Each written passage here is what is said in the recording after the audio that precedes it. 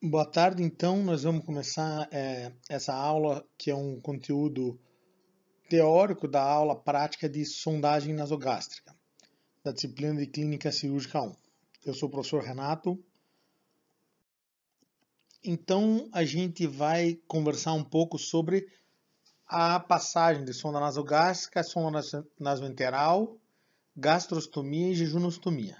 Na verdade, elas são primariamente fontes de obtenção de nutrição para os pacientes. Então a gente vai selecionar, cabe ao médico, selecionar por onde o paciente vai receber a sua alimentação. Nós demos essa aula teórica já sobre nutrição. Vocês sabem que a via preferencial de nutrição para todos os pacientes é a via oral. Quando o paciente não tiver condições de deglutir por qualquer motivo, precisa de uma outra via de acesso nutricional. Se o trato gastrointestinal estiver íntegro, a via de acesso, de escolha, sempre vai ser a nutrição enteral, certo? Então, para escolha da via de acesso, a gente vai ter uma pergunta simples. Se a terapia de nutrição enteral vai ser de curto prazo, e entendemos curto prazo 1 mês ou menos, ou ela vai ser de longo prazo, no caso mais do que 1 mês. Então, a gente tem, se um paciente, por exemplo, sofreu um AVC, ou um paciente fez uma situação qualquer que ele está entubado, sedado, um paciente grave da UTI, ele precisa de alimentação. Ele não tem condições de deglutir. Então, a gente vai buscar nele uma sonda. Ele tem uma condição que é potencialmente irreversível num prazo de 1 mês, ou um pouco mais de 1 mês, ou algo ao redor disso. Então a gente vai colocar uma sonda no estômago ou uma sonda pós-pilórica para fazer a alimentação desse paciente. Outro cenário é você ter um paciente, por exemplo, que tem mal de Alzheimer avançado, mal de Parkinson avançado, ou um paciente que tem uma sequela de um TCE grave, um paciente que tem uma paralisia cerebral ou qualquer doença grave neurológica que ele não consegue mais engolir definitivamente, né? Esse paciente também vai precisar de nutrição, só que como ele vai precisar de um acesso nutricional a longo prazo, aí a gente vai optar pelas ostomias, né? No caso, a gastrostomia, que é a preferencial, ou a jejunostomia, né? Então, eu já adianto que a gastrostomia é a via de acesso preferencial para doente crônico, neurológico, por exemplo, seja qual for o motivo, né? Certo? É sempre preferível o estômago. E a jejunostomia é uma via de alimentação que o pessoal usa muito mais em pós-operatório de grandes cirurgias do trato digestivo superior. Por exemplo, esofagectomias ou gastrectomias totais, ou duodenopancreatectomia, ou outras cirurgias, nos quais você já pode começar a alimentação enteral precocemente, certo? Então vocês têm que imaginar, por exemplo, um doente que fez uma esofagectomia, ele retirou o esôfago, fez uma reconstrução com o tubo gástrico para fazer uma anastomose esofágica, né, dentro do esôfago torácico ou cervical. Esse paciente com uma sonda no jejuno, ele já começa a ser alimentado, certo? Mesmo que esse paciente tenha um problema numa das anastomoses gastrointestinais, ele pode ser alimentado precocemente. Isso melhora bastante o prognóstico desse paciente, né? A jejunostomia para alimentação de doente crônico, a gente usa ela o mínimo possível, né? Se o doente tiver um refluxo gastroesofágico muito grande ou uma gastroparesia muito significativa que não possa usar o estômago. Aí é usado o jejuno, certo? Mas são condições excepcionais. Particularmente em relação à sondagem nasogástrica, tem também uma outra situação, porque a sonda nasogástrica é uma maneira de drenar o estômago, certo? Então, em pacientes que têm oclusão intestinal, por exemplo, do intestino delgado, um paciente que tem uma pancreatite aguda grave, que é uma enfermidade que algumas vezes paralisa todo o funcionamento do intestino, o intestino sofre uma paralisia, ele perde a contratilidade, nessas horas começa a acumular muito fluido no estômago, certo? A gente fala coisa assim como 1 ou 2 litros durante 24 horas. Isso aí causa vômito nos pacientes, vômito severo. Então, a gente usa a sonda nasogástrica também com a finalidade de drenar o aparelho digestivo ou descomprimir o aparelho digestivo. Isso é usado em várias situações. Então, a sonda nasogástrica, particularmente, ela pode ser usada tanto para infusão de nutrição de medicamentos que a pessoa não consegue comer, que tem um gosto muito ruim, por exemplo, etc. Ou de coisas para lavagem gástrica, por exemplo, em pacientes que fazem tentativa de suicídio, a gente tem o uso do carvão ativado para ele fazer a lavagem gástrica. Então o carvão ativado ele adere às partículas nele, então você infunde o carvão ativado via sonda nasogástrica, depois você drena o estômago, né? É um procedimento usado em paciente que tem tentativa de suicídio por ingestão de medicamentos, que é uma situação que é comum em pronto-socorro, né? A gente vê isso frequentemente. Então, só para dar exemplo de algumas situações, né? Então, ela tem esse lado de servir tanto para infundir em alguns pacientes, como para simplesmente drenar o estômago em outros, né? Então, lembrando exemplos, por exemplo, de sondagem de nasogástrica para descompressão, né? O presidente Bolsonaro, por exemplo, todas as cirurgias que ele passou aí, várias fotos dele tem na internet dele com sonda. Nesse caso, nem que ele tivesse ocluído, simplesmente porque eles tiveram com medo que o intestino dele pudesse distender, certo? Então eles já passaram essa sonda, e a sonda drena o conteúdo então que se acumulou no estômago, né? Se vocês olharem na parte inferior aqui da foto, vocês veem aqui um pequeno coletorzinho que tem um pouco de secreção de estase, tem um pouquinho até de bile ali, etc e tal. Então a gente sabe que o intestino e o estômago, depois de grandes cirurgias abdominais, às vezes ele demora um pouco de tempo para voltar a ter a sua motilidade normal. Nesse caso, utiliza-se então uma sondagem nasogástrica para drenagem. A anatomia do nariz, né, porque a gente passa a sonda pelo nariz até o estômago, né, ela é interessante, porque há uma tendência da pessoa que vai passar a sonda de passar a sonda em direção cranial, certo? Aí a sonda não passa. Então, eu lembro a vocês que quando vocês forem passar uma sonda nasogástrica, vocês têm que empurrar ela reta, deixar o paciente com a cabeça reta, passar a sonda reta. Quando ela atingir a garganta, vocês podem pedir para o paciente fletir um pouco a cabeça, encostando o queixo no peito, e daí fica mais fácil a passagem. Se o paciente estiver sedado, entubado e tudo, né, você acaba fletindo a cabeça desde o começo e passando a sonda.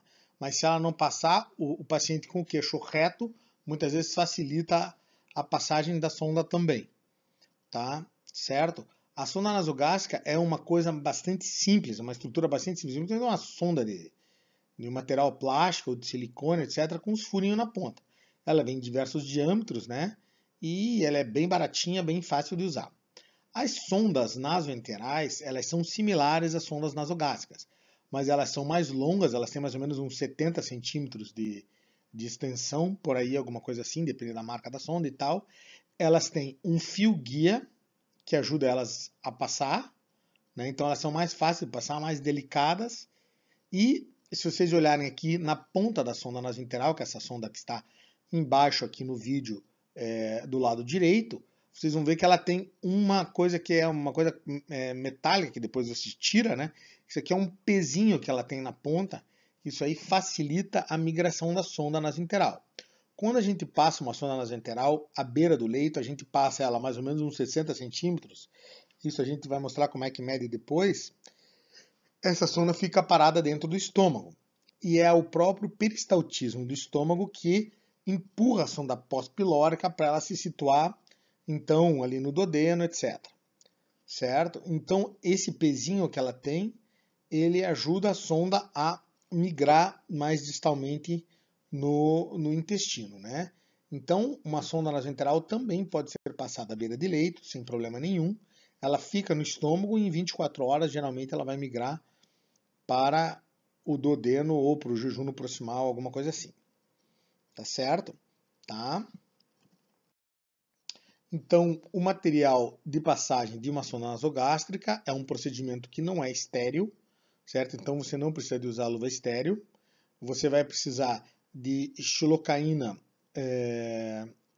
viscosa e algumas vezes xilocaína spray, que você vai fazer uma anestesia no nariz, na narina do paciente e depois na garganta do paciente. Eu vou passar um vídeo depois que vai demonstrar isso aí. Vai precisar da sonda nasogástrica, um coletor, né, se caso for para drenagem. Se for para você infundir dieta, depois você vai simplesmente acoplar a tua sonda nasogástrica a um equipo de dieta, né, e vai precisar daí de um esparadrapim para fixar a sonda no nariz. E essa seringuinha de 20, você vai encher de ar, vai injetar na sonda depois que você passar, e você vai escutar os ruídos hidroaéreos depois do paciente, para comprovar que a sonda realmente atingiu o estômago, né? Então, para a passagem da sonda, a gente vai primeiramente medir o quanto de sonda a gente vai introduzir naquele paciente. Como é que a gente faz isso? A gente vai medir a sonda, primeiro, do lobo da orelha até a ponta do nariz, até o nariz, certo? Essa é a extensão, e vai somar a extensão do nariz até o apêndice xifoide, tá? Quando você vai passar uma sonda nasoenteral, você faz do lobo da orelha até a ponta do nariz, depois da ponta do nariz, apêndice xifoide, coloca ali mais uns 5 centímetros ou 10 centímetros mais ou menos, e aí você faz uma marca na sonda para você saber quanto que você vai introduzir na sonda naquele paciente, certo? O paciente tem que estar confortável, você vai explicar para ele o procedimento, mediu a sonda, né? Você vai, se o paciente estiver lúcido e colaborativo, você vai fazer uma anestesia com xilocaína no nariz do paciente, vou mostrar depois como é que faz isso. Na garganta, você vai introduzir a sonda gentilmente, quando a sonda atingir a orofaringe, você vai pedir para o paciente tomar alguns golinhos de água e, ao mesmo tempo, você vai empurrando a sonda. O paciente vai tomando água e você vai empurrando a sonda gentilmente, e a sonda passa por esôfago, certo? Depois que ela passou por esôfago, é tranquilo o procedimento. O paciente pode experimentar um pouquinho de náusea. Se o paciente estiver mais calmo e tal, você empurra a sonda, ela atinge o estômago, né? Aí você testa a sonda como? Você injeta ar na sonda e você, com seu estetoscópio situado no epigastro do paciente, você vai ouvir os ruídos hidroaéreos, certo? Depois que isso se comprovou que a sonda está no local certo, você vai fixar a sonda depois de várias maneiras diferentes. A gente vai discutir isso aí mais para frente. E não tem nenhum segredo, mas geralmente você coloca uma tirinha de micropore no nariz do paciente, que vai até a sonda, enrola ali na sondinha, pronto, né? Tá feito o teu procedimento, tá? Você pode ter certeza, né, da posição da sonda depois com um raio-x, né? Geralmente a ponta da sonda é radiopaca, certo? Tá? Também uma outra forma de você saber que a sonda está no local certo é você aspirar secreção gástrica, né? Isso é fácil também de fazer, né?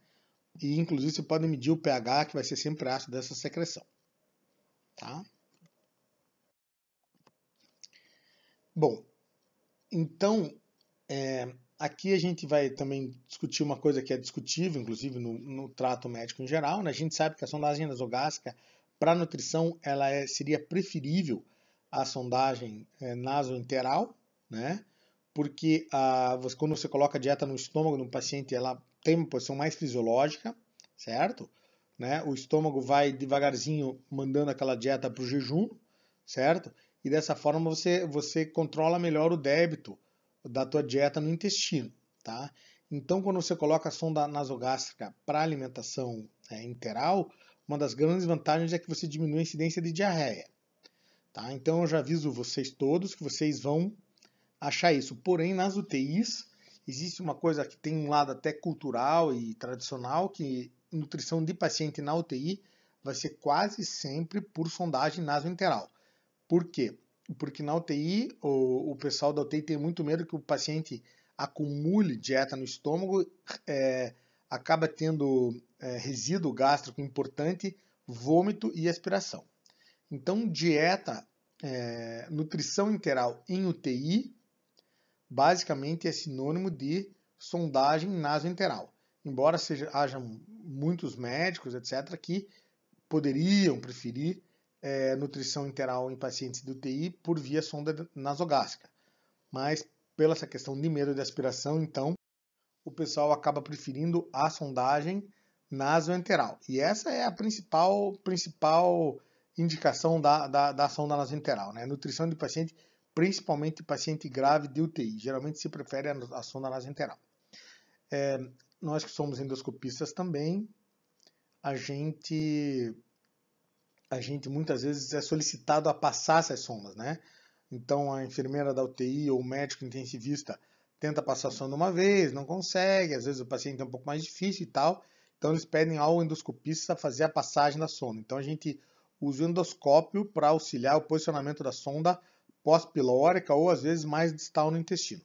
É um procedimento que parece ser super fácil, mas na verdade para nós que somos também endoscopistas tem a dificuldade de quando a gente tira o endoscópio, às vezes a sonda fica meio aderida no endoscópio, a sonda acaba voltando junto um pouco com o endoscópio.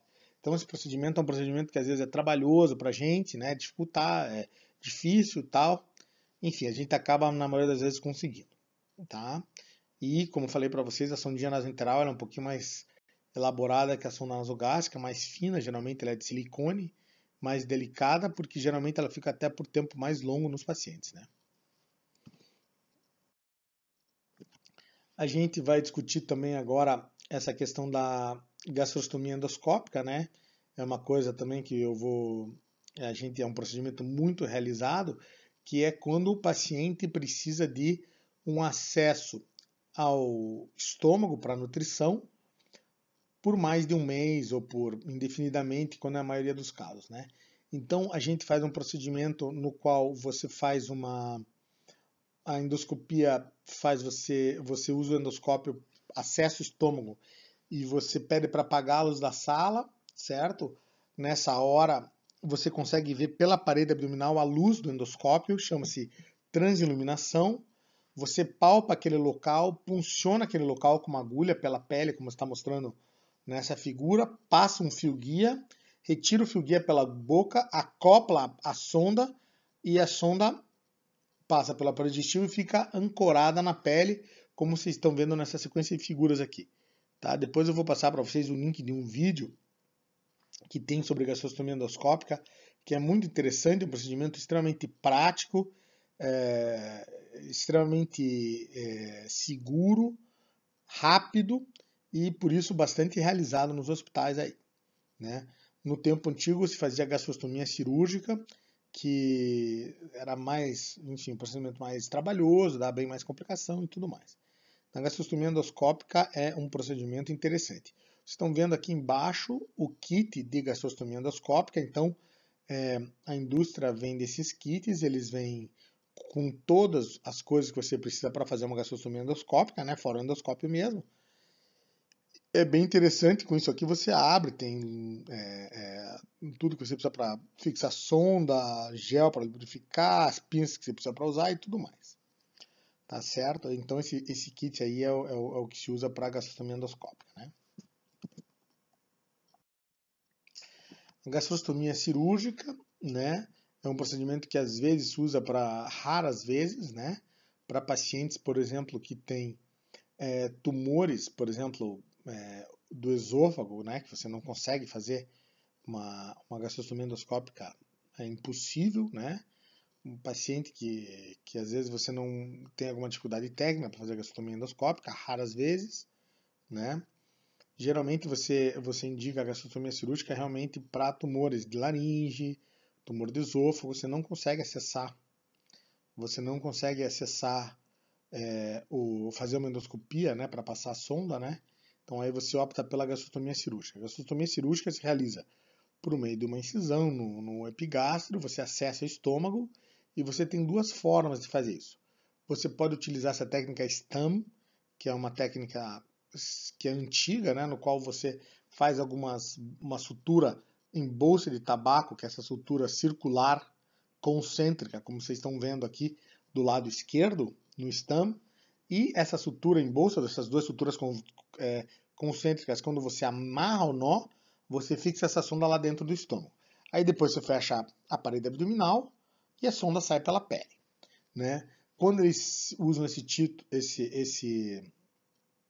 termo gastrostomia Witzel, né? A gastrostomia Witzel, ela quando você usa um túnel na víscera, você tuneliza a víscera para você colocar a saída da sonda, onde ela vai estar em contato com a parede abdominal e sair pela pele, num local diferente de onde ela penetra na víscera. Então, você faz um furinho numa víscera, que pode ser tanto o estômago como o intestino.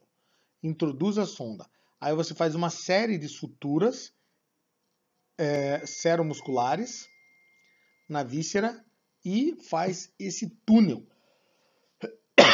Isso aí serve para você evitar uma fístula intercutânea caso a sonda caia. Quando a sonda cai e tem esse túnel acaba servindo como um tampão, um espaço de distanciamento entre o orifício da pele e o orifício na víscera, evitando que a hora que se tira essa sonda ou que ela caia acidentalmente, forme-se uma fístula intercutânea.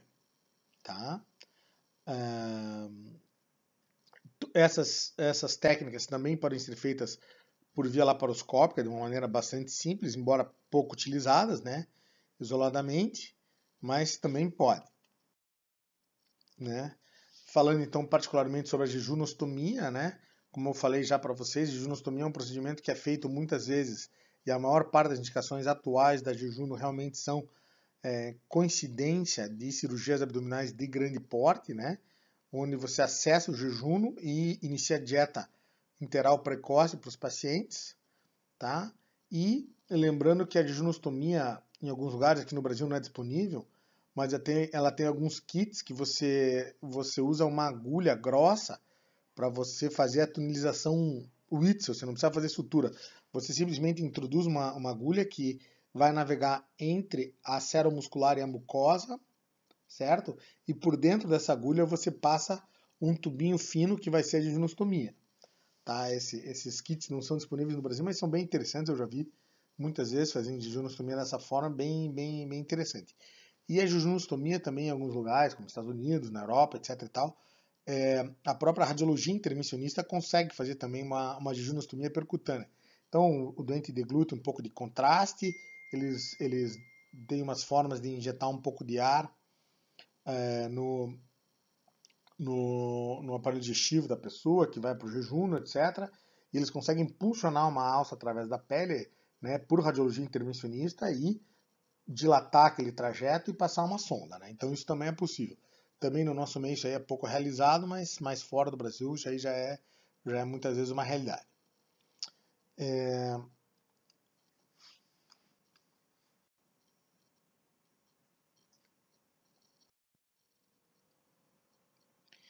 Então, agora já estamos chegando mais na parte final. Então esse slide aqui é um slide que vocês já viram na minha aula de nutrição, na aula teórica, né? Eu trouxe ele aqui de volta e aqui eu quero enfatizar as complicações, né, na colocação da sonda nasogástrica, né? Geralmente as complicações, vocês já podem imaginar, elas são como epistaxe, né, uma lesãozinha na mucosa nasal, às vezes você pode ter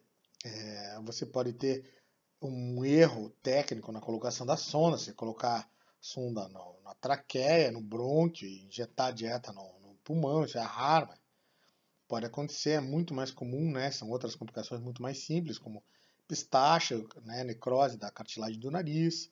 A sonda, mandatoriamente, ao longo do tempo, ela vai levando uma esofagite, e muitas vezes uma esofagite grave, né? Tanto sonda nasogástrica como sonda jejunal, nasoduodenal, né? Então, são essas complicações, né? E também, claro, que a sonda pode entupir a qualquer momento, né? Aí tem algumas maneiras de lavar a sonda e tudo mais, e algumas vezes você tem que tirar aquela sonda e colocar outra sonda, né?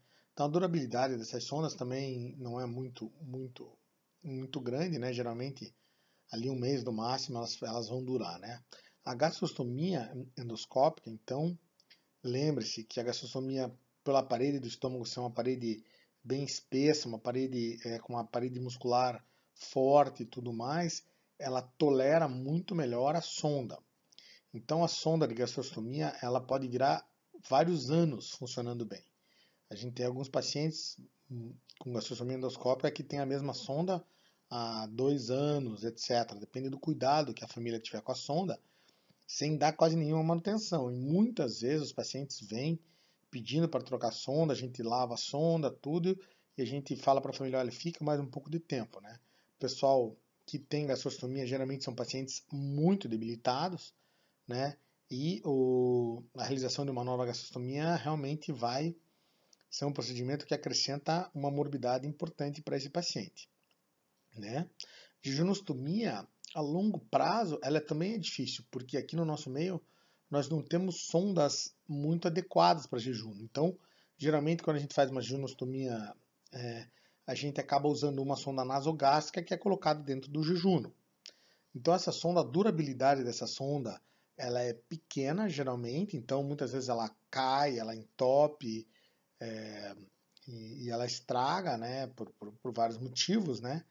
E a troca dela algumas vezes é fácil pela pele, porque quando a sonda fica um tempo longo, assim 2 meses ou 3 meses, ela forma um trajeto. Então mesmo que aquela sonda de jejum, por exemplo, caia, algumas vezes você consegue passar pela pele uma nova sonda, certo? Sem precisar operar o paciente, sem precisar fazer nada, né? Às vezes aquele trajetinho ele passa liso, tranquilo ali, você consegue fazer. Algumas vezes não. Então a jejunostomia para longo prazo, ela é bem mais difícil de lidar que a gastrostomia. E o grande diferença entre a gastrostomia e a jejunostomia é que o paciente que tem jejunostomia tem muito mais diarreia com a dieta também.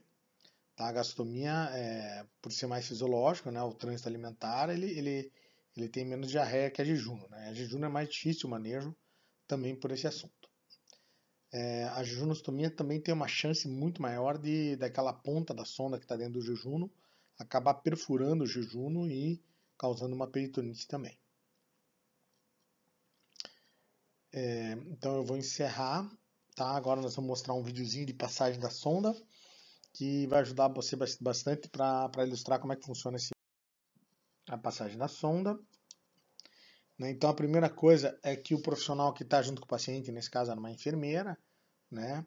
Ela explica o procedimento, ela explica que vai dar anestesia, ela explica que o paciente pode ter um pouco de náusea, como é que vai ser a passagem, que a gente vai fazer anestesia, que o paciente vai, depois que a sonda passar pelo nariz, o paciente vai pegar o copinho com água e vai tomar água e tudo mais. É claro que eu estou mostrando nesse exemplo um paciente colaborativo e lúcido. Muitos pacientes que vão passar sonda nasogástrica já estão, né, às vezes são pacientes graves, de UTI, tudo, já estão sedados, entubados, então aí você só vai ter o cuidado de fazer anestesia, lubrificar bem a sonda e fazer uma passagem cuidadosa. Né? Mas um paciente que estiver acordado é importante, então, você explicar para o paciente o que vai se passar, porque quando um paciente vai passar uma sonda nasogástrica, você geralmente deixa ele escolher a narina que ele quer, você faz a anestesia, né? Ali ela está infundindo uma xilocaína gel na narina do paciente, que ela, além de amortecer, ela vai lubrificar também um pouquinho, né? Certo? Né? A paciente aqui, nesse caso, ela vai fazer um gargarejo também, com esse golinho de água, o paciente dá um golinho, ele vai dar um golinho com uma solução que tem xilocaína viscosa e água, ele mistura um pouquinho, ele engole aquilo ali, faz uma boa anestesia local na garganta do paciente. Tá? A gente pode utilizar também, muitas vezes é bom fazer esse procedimento que ela fez, que é introduzir gentilmente um cotonetezinho aqui no nariz do doente, e nessa hora você vai inclusive saber se aquela narina está bem pérvia, né? Isso aí também vai aumentar a tua chance de sucesso na hora de passar, né? Porque se você vê que aquele cotonetezinho não progride no nariz do paciente, pode desistir que a sonda não vai passar de jeito nenhum, certo? Tá?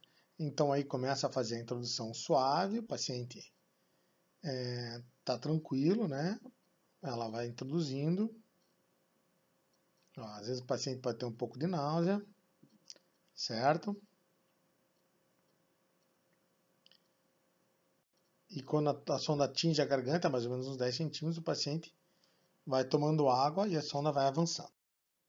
Aí o procedimento é terminado e a sonda é fixada e assim se faz a passagem de uma sonda nasogástrica. Tá bom? Espero que a gente tenha a oportunidade de fazer isso aí no boneco e depois a gente vai esclarecer outras dúvidas que venham a acontecer. Obrigado.